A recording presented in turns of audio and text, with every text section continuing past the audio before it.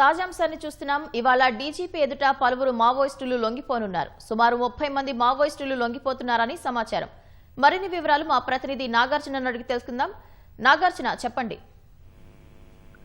తెలంగాణలో మరొక భారీగా మావోయిస్టులు లొంగిపోనున్నారు. మొత్తం 37 మంది మావోయిస్టులు లొంగిపోనున్నట్లుగా తెలుస్తుంది. మొత్తం ఇప్పుడు వరుసగా పోలీసులు ఆపరేషన్ నిర్వహించడం, ఇటీవల ఏపీలో హిడ్మా చనిపోవడం, తర్వాత కీలక నేతలందరూ కొంతమంది లొంగిపోవడం, తర్వాత చాలా మంది కూడా ఎన్కౌంటర్ గురవడం తోటి వరుసగా మావోయిస్టుల లొంగిబాటు కొనసాగుతుంది. ఇప్పటి వరకు మొత్తం తెలంగాణ డీజీపీ అయితే మధ్యాహ్నం 3 గంటలకు మొత్తం 37 మంది మావోయిస్టులు లొంగిపోయినట్టుగా తెలుస్తుంది. ఇందులో ప్రధానంగా ఆజాద్ తో పాటుగా ఎర్రాలు, అప్పాసి నారాయణ ప్రధానంగా ఉన్నట్లుగా ఇందులో తెలుస్తోంది.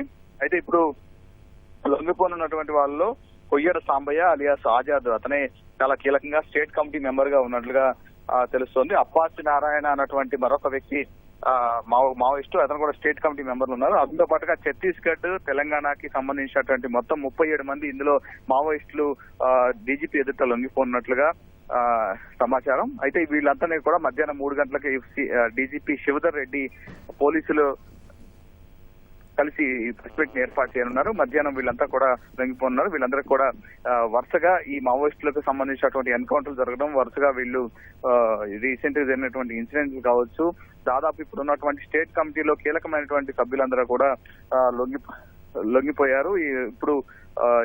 ఇప్పుడు ఉన్నటువంటి దండకార్యంలో కొంతమంది, ఇందులో ఉన్నటువంటి వాళ్ళందరూ కూడా దండకార్యంలో కొంతమంది పనిచేశారు. పలు చోట్ల పనిచేసినటువంటి ఎర్రాలు, దాంతో పాటుగా ఆజాద్, హిడ్మాకి చాలా అనుచరుడుగా ఉన్నటువంటి ఆజాద్, ఇతర వ్యక్తులు కూడా ఈ లొంగిపోతున్నట్టుగా తెలుస్తోంది. సో ఇప్పుడు దాదాపు మావోయిస్టులు ఉన్నటువంటి లొంగిపోయినటువంటి సమాచారం మేరకు ఇప్పటి వరకు తెలంగాణలో 600కు పైగా మావోయిస్టులు లొంగిపోయారని డీజీపీ ఇటీవల ప్రకటించడం జరిగింది. లొంగిపోయే వాళ్ళకి అన్ని సౌకర్యాలు కల్పిస్తామని చెప్పడం, మరోవైపు ఎవరైతే ఉద్యమాలు ఇంకా చేస్తున్న వారిపై పోలీసులు కఠినంగా వ్యవహరించడం, వాళ్ళని ఉపేక్షించలేదని చెప్పడం, మరోవైపు ఈ కగార్ ఆపరేషన్ కావచ్చు, ఇవన్నిటిని బేస్ చేసుకొని ప్రస్తుతానికైతే ఇప్పుడు వరుస ఘటనలతో మావోయిస్టులు అందరూ కూడా లొంగిపోవాలని చెప్పారు.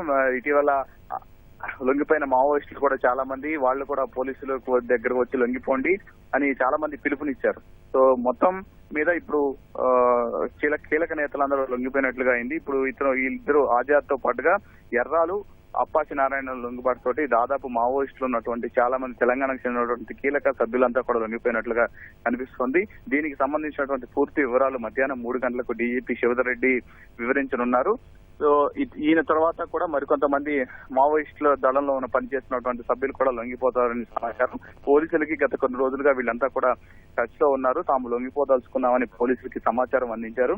సో ఈ సమాచారం ఆధారంగా వాళ్ళకి ఈ లొంగిపోయిన వాళ్ళ వివరాలు సేకరించి పోలీసులు ఇవ్వడం జరిగింది. మరికొద్ది సేపట్లో అంటే మధ్యాహ్నం 3 గంటలకి పూర్తి వివరాలు డీజీపీ శివధర్ రెడ్డి వెల్లడించనున్నారు.